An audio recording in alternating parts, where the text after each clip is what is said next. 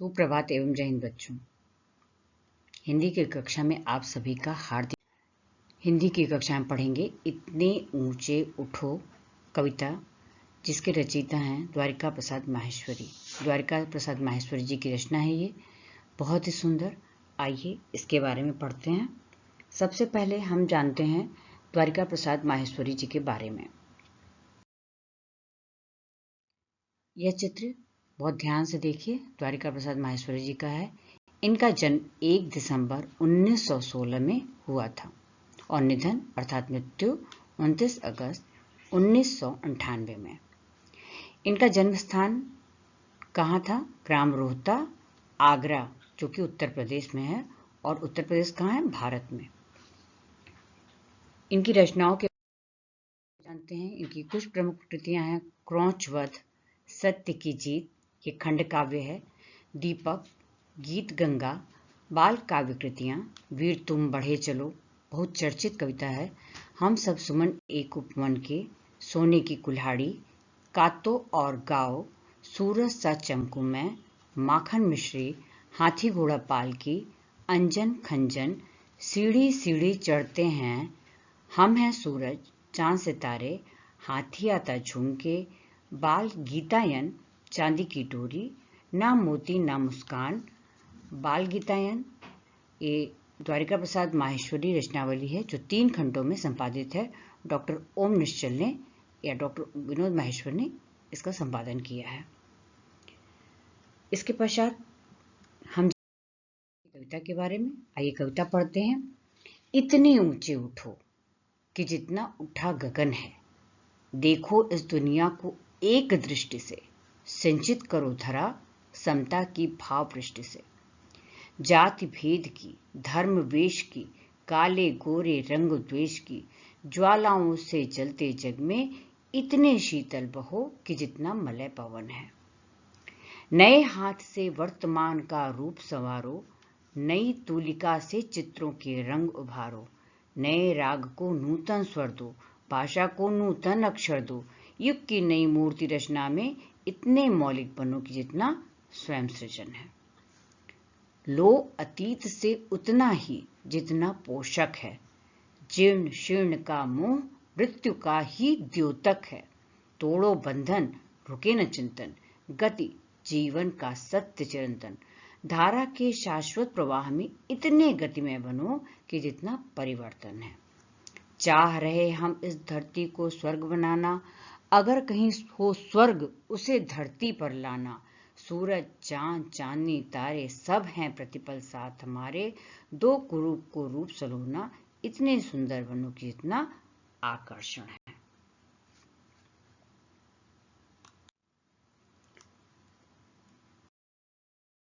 अब आइए कविता का भावार्थ समझते हैं। क्या भाव है, कवि क्या कहना चाह रहे हैं इस कविता के माध्यम से हम सभी से। वो एक प्रेरणादायक कविता है। इस कविता में कवि कहते हैं कि इतने ऊंचे उठो कि जितना उठा गगन है, आकाश से भी ऊंचे हो जाओ। अर्थात इतने लंबे नहीं हो जाओ कि आप आकाश को छू ले, आपका नाम इतना ऊंचा हो जाए कि जो है आकाश तक उसकी आवाज जाए। इतनी ऊंचे उठो कि जितना उठा गगन है। अपने ऐसे अच्छे कर्म करो जिससे कि तुम्हारा नाम आकाश तक पहुंचे। देखो इस दुनिया को एक दृष्टि से, सबको संभाव से देखने की बात कही है कवि ने। सिंचित करो धरा समता की भाव दृष्टि से। ये संपूर्ण पृथ्वी को तुम जो है समता की भाव दृष्टि से, समता समभाव से देखो। कोई जो है जाति भेद की, धर्म वेश की, जाति पाति का भेदभाव न हो मन में, धर्म की द्वेष भावना न हो, काले गोरे किसी भी रंग का द्वेष न हो। मतलब आपके मन में कोई भी जाति पाति की, ऊंच नीच की बात नहीं आनी चाहिए। काले गोरे में कोई भेद नहीं होना चाहिए। कवि कहते हैं कि ज्वालाओं से जलते जग में, यह जल जो है, जगत जो है, सारा संपूर्ण विश्व जो है ज्वालाओं में जल रहा है। किस प्रकार की ज्वाला में? आतंकवाद, भ्रष्टाचार, स्वार्थ, सब एक दूसरे को शोषित करने में लगे हुए हैं। इस ऐसे जग में, ऐसे संसार में इतने शीतल बहो कि जितना मलय पवन है। मलय पवन क्या होता है? मलय पवन होता है मलय पर्वत से आने वाली एक शीतल सुगंधित वायु होती है जो जिधर से बहती है सारे पूरे सबको जो है सुगंधित कर देती है, संपूर्ण वातावरण को। तो इतने शीतल बहो कि जितना मलय पवन है। ऐसे पृथ्वी पर जहाँ पर धरा पर जहाँ पर चारों ओर विद्वेष की भावनाएं हैं, लोग जाति पाति का भेदभाव करते हैं और जो है एक दूसरे से जलते हैं, भ्रष्टाचार दुराचार सब जगह फैला हुआ है, इसमें तुम ऐसा कुछ करो, शीतलता इतनी लाओ कि मलय पवन की तरह से सारे वातावरण को सुगंधित कर दो। इसके पश्चात कवि नए हाथ से वर्तमान का रूप संवारो। तुम कौन हो? तुम आज के युवा वर्ग हो, तुम हमारे भारत का भविष्य हो। नए हाथ मतलब युवा का हाथ जो है वो नवीन हाथ है जो। तो इससे क्या करो, तुम वर्तमान का रूप संवारो। वर्तमान का समय जो है उसका रूप संवारने का सुअवसर तुम्हें प्राप्त हुआ है। नई तुलिका से चित्रों के रंग उभारो। तुलिका किसे कहते हैं? तुलिका होती है तो ब्रश जिससे चित्रकारी की जाती है, रंगों में डुबो के ब्रश से चित्रकारी की जाती है। तो तुम क्या करो कि वर्तमान का रूप अपने मन से सुंदर तुलिका के चित्र से खूब अच्छे अच्छे चित्र उसमें भरो। नए राग को नूतन स्वर दो। जैसे राग कोई होता है, राग रागनी होती हैं, उससे गाया जाता है, उसी तरह से तुम अपना स्वर उसको दो, नवीन स्वर दो, सब कुछ नया परिवर्तनशील। भाषा को नूतन अक्षर दो और जो भाषा है उसे नवीन अक्षर दो, अर्थात तुम सब कुछ नव सृजन करो, सब कुछ जो है उसमें परिवर्तन करो, बदलाव लाओ। युग की नई मूर्ति रचना में आप लोग जानते हैं युग जो होता है वो 4 युग होते हैं, सतयुग, द्वापर युग, त्रेता युग, उसके बाद कलयुग। तो कवि का कहना है कि जो युग की नई मूर्ति रचना में इसका सारा दरमदार आपके ऊपर है, सब आपको करना है कि इस नई मूर्ति की रचना में, युग की नई मूर्ति की रचना में आपका सहयोग अपेक्षित है। इतने मौलिक बनो और इतना मौलिक बनो। मौलिक क्या होता है? जो बिल्कुल सबसे अलग हटके हो, अपनी जिसकी स्वयं की रचना हो। जितना स्वयं सृजन है, सृजन कर जो होता है, कोई भी चीज जो सृजन होती है जितना मौलिक होता है, नवीन होता है, उतना ही तुम्हारा अपना नव अनुभव के साथ सारा मौलिक सृजन होना चाहिए। इसके पश्चात कहते हैं कवि कि लो अतीत से उतना ही जितना पोषक है। जितना पोषक है, पोषक मतलब तुम्हारे स्वास्थ्य के लिए जितना अच्छा है, अतीत से हमें उतना ही ग्रहण करना चाहिए। पास्ट हमारा जो होता है, जो लोग पास्ट के बारे में दिन भर सोचते रहते हैं, भूतकाल में क्या हुआ उसको सोचकर दुखी होते, हम भूतकाल को बदल नहीं सकते, जो बीत गया उसे बदल नहीं सकते। तो हमको उस समय की सुखद बातें अच्छी तरह से याद रखनी चाहिए।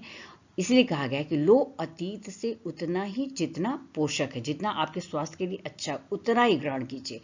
और जो कुछ खराब है, जो जीर्ण शीर्ण का मोह है, जो पुरानी परंपराओं का मोह है, उसको, वो मृत्यु का द्योतक है, मृत्यु का के स्वरूप है। उसको जो है मृत्यु के बारे में वो बताता है कि इसको छोड़ देना चाहिए, जीर्ण शीर्ण का मोह का परित्याग कर देना चाहिए। तोड़ो बंधन। अगर आप किसी परंपराओं में बंधे हुए हैं तो उसको तोड़ दीजिए, रुके न चिंतन। और नित्य प्रति नवीन प्रयोग के चिंतन से आपको रुकना नहीं चाहिए। गति जीवन का सत्य चिरंतन। गति जो है क्या है? चलना ही जीवन है, जीवन का ये शाश्वत सत्य है। धारा के शाश्वत प्रवाह में इतनी गति में बनो कि जितना परिवर्तन है। धारा क्या होती है? नदी की जो धारा होती है शाश्वत होती है, वो बहती रहती है निरंतर। उसी तरह से आपको निरंतर चलते रहना है, इतने गति में बनो, धारा की तरह से, नदी की धारा की तरह से गति में बनो कि जितना परिवर्तन है। परिवर्तन प्रकृति का शाश्वत नियम है, परिवर्तन को हमें स्वीकारना चाहिए और उसी तरह से तुम परिवर्तन लाने के एक परिवर्तन की बयार लाने का एक अथक प्रयास करो। आगे कवि कहते हैं, चाह रहे हम इस धरती को स्वर्ग बनाना। हमारी इच्छा क्या है? इस कवि की चाह क्या है कि हम सभी चाहते हैं कि इस धरती को स्वर्ग जैसा सुंदर बना दें। स्वर्ग पिछले कभी आपने पढ़ा होगा ये इतिहास में कि जब शाहजहां ने देखा था धरती पर, कश्मीर में देखा था, तो उन्होंने कहा था कि अगर धरती पर कहीं स्वर्ग है तो यही है, यही है, यही है। इतना खूबसूरत है हमारा कश्मीर। तो उसी तरह से कह रहे हैं कि धरती को स्वर्ग बनाने की इच्छा है। अगर कहीं हो स्वर्ग, उसे धरती बनाना। और लोग कहते हैं कि ऊपर स्वर्ग है, तो उस स्वर्ग में जो जो साधन संपन्नता है वो सब कुछ अपने धरती पर कभी लाने की चाह रखते हैं। सूरज, चांद, चांदनी, तारे सब हैं प्रतिपल साथ हमारे। कवि का कहना है सूरज, चांद जो हम देखते हैं, चांदनी, तारे, ये सब हमारे साथ प्रतिपल हैं, सब कुछ हमारे साथ है। दो रूप को रूप सलोना। अगर दुनिया में कुछ बुरा है तो उसको इतना सलोना, इतना सुंदर बना दो, इतने सुंदर बनो कि जितना आकर्षण, और तुम स्वयं में इतने सुंदर बन जाओ कि आकर्षण का केंद्र बिंदु बन जाओ। आकर्षण का केंद्र बिंदु कैसे?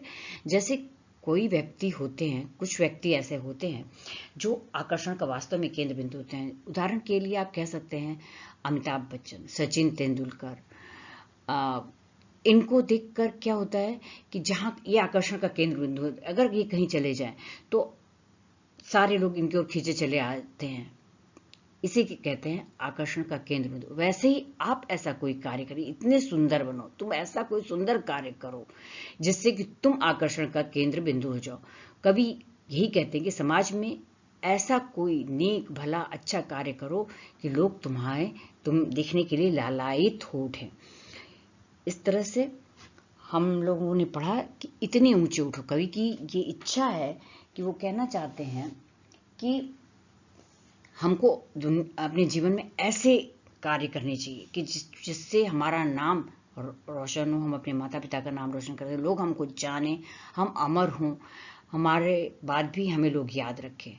और उसके लिए उन्होंने बहुत सारे उदाहरणों से सुझाया है कि आप आज के युवा वर्ग हैं, आपके हाथों में देश का भविष्य है, आप किस तरह से क्या क्या करके इससे और अच्छा बना सकते हैं और स्वयं आकर्षण का केंद्र बिंदु बन सकते हैं। इसी के साथ ही धन्यवाद। हम लोग इसकी अगली चर्चा कक्षा में करेंगे। धन्यवाद। जय हिंद।